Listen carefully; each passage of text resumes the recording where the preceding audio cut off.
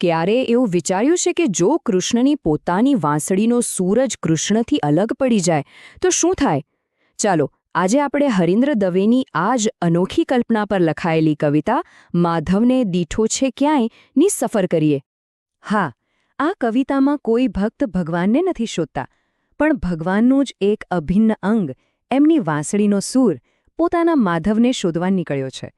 અને આ જ વાત આ કવિતાને બીજા બધા વિરહ ગીતો કરતાં એકદમ અલગ પાડે છે. તો આ માત્ર વિરહની વાત નથી, આ વાત છે પોતાના અસ્તિત્વને શોધવાની. કારણ કે કૃષ્ણ વગર વાંસળીનો સૂર તો અધૂરો જ ને. ગુજરાતી સાહિત્યમાં કૃષ્ણ વિરહ પર ઘણું લખાયું છે, પણ અહીં તો નાયિકા વાંસળી પોતે જ છે. એટલે આ વિરહ ખરેખર અનોખો છે. આખી કવિતાને સમજવા માટે એના મૂળમાં રહેલા વિરહ ભાવને સમજવો બહુ જરૂરી છે. વિરહ એટલે ખાલી દુઃખ નહીં. વિરહ એટલે એવી તીવ્ર ઝંખના, એવી તડપ, જેમાં મિલનની એક આશા હંમેશા જીવિતી રહે છે. એટલે તો કહેવાય છે ને કે એ વેદનામાં પણ એક અલગ જ મીઠાશ હોય છે.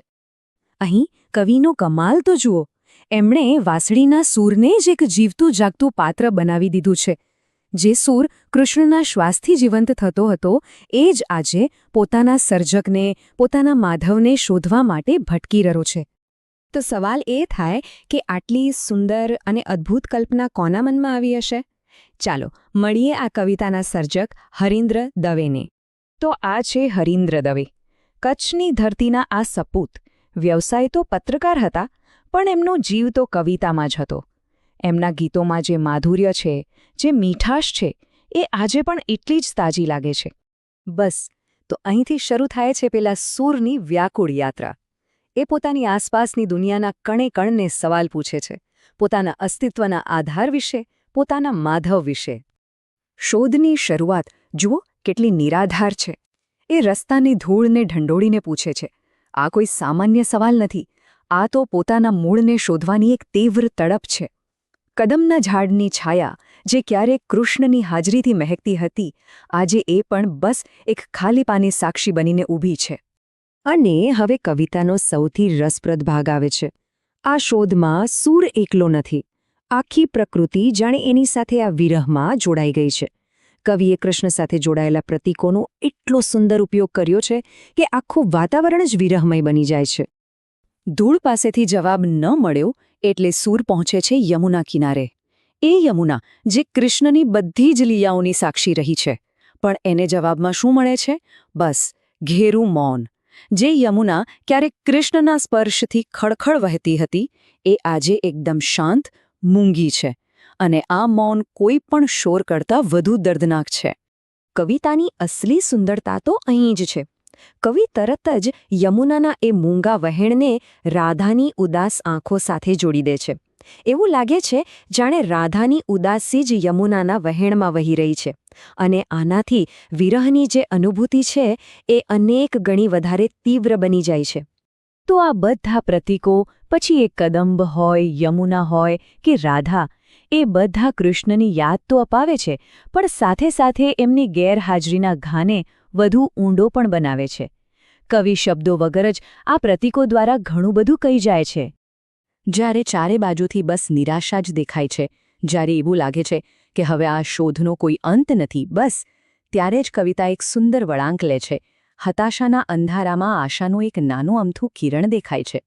અને એ આશાનું કિરણ બીજું કંઈ નહીં, પણ એક મોરપીંછ છે. કૃષ્ણનું પ્રતીક, એમના હોવાનું સંકેત.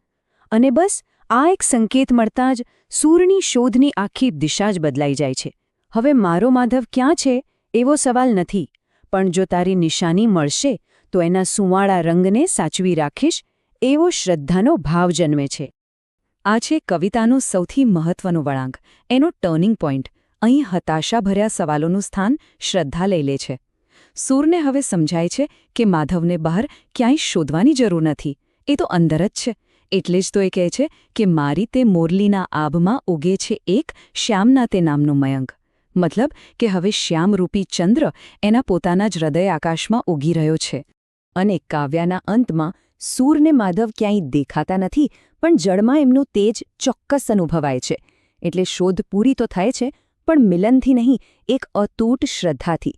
સૂરને ખાતરી થઈ જાય છે કે હરિવર બહાર ક્યાંય નથી, એ તો પાતાળમાં એટલે કે છેક ઊંડાણમાં વસેલા છે, અને બસ અહીં જ કાવ્યને એનો અર્થ મળી જાય છે. તો આખી કવિતાનો સાર શું છે? એવી કઈ બાબતો છે જે એને આટલી ખાસ બનાવે છે? ચાલો ફટાફટ એના મર્મને પણ સમજી લઈએ. ખરેખર તો વાંસળીનો આ એક એકદમ અલગ દૃષ્ટિકોણ, પ્રકૃતિના પ્રતીકોનો આટલો સચોટ ઉપયોગ, હતાશાથી શ્રદ્ધા સુધીની આખી ભાવનાત્મક સફર અને એની સાથે શબ્દોનો મધુર લય, આ બધું ભેગું મળીને એક એવી રચના બનાવે છે જે કલા અને ભાવના બંને દૃષ્ટિએ શ્રેષ્ઠ છે. આ કવિતા અંતે આપણને એક વિચાર સાથે છોડી જાય છે. એ આપણને ઝંખનાના સાચા સ્વરૂપ વિશે વિચારવા પર મજબૂર કરે છે. શું સાચું મિલન કોઈની પ્રત્યક્ષ હાજરીમાં જ છે, કે પછી એ અહેસાસમાં છે કે આપણું પ્રિય પાત્ર હંમેશા આપણી અંદર, આપણી સાથે જ છે? કદાચ સાચી શોધ બહાર નહીં પણ પોતાની ભીતર જ કરવાની હોય છે.